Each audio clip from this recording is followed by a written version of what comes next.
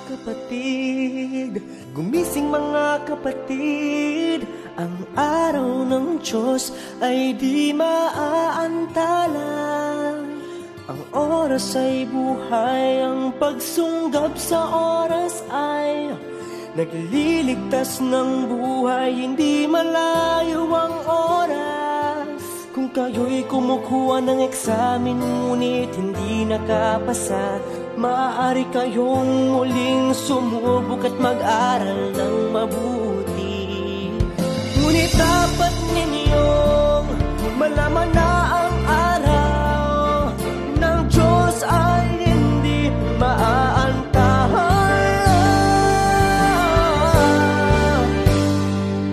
Maniwala sa Diyos na inyong tagapagligtas. Siya ang inyong makapangyarihan. Manatiling nagbabantay ang panahon na wala ay di na makabalik. Walang lunas sa panghihinayang. Paano ito sasabihin sa inyo ng Diyos? Ang kanyang salita ba ay di marapat sa inyong konsiderasyon at sa inyong pagninilay?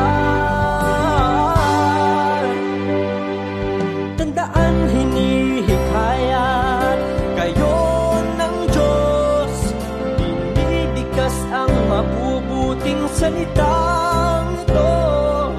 Ang wakas ay nagaganap sa inyong harapan. Nalalapit ang mga kalamidad.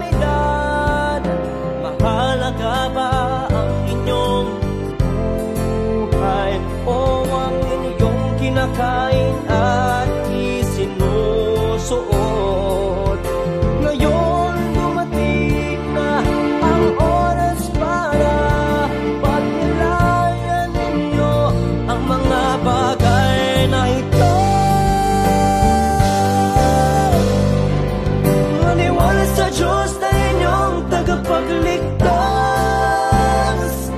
Siya ang inyong makapangyarihan. Manatiling nagbabantay ang panahon na wala ay di na makabalik. Walang lunas sa panghihinayang. Paano ito sasabihin sa inyo ng Diyos? Ang kanyang salita ba ay di marapat sa inyong konsiderasyon at sa inyong pagninilay? Nakakaawa, napakahirap, bulag at malupit ang landas ng sangkatauhan. Sa pagtalikod sa salita ng Diyos nagsasalita ba siya sa inyo nang walang saysay? Kung gayon, bakit pabaya pa rin kayo? Hindi ba ninyo naisip noon sa palagay ninyo para kanino sinasabi ng Diyos ang mga bagay na ito? Maniwala sa Diyos na inyong tagapagligtas. Siya ang inyong makapangyarihan.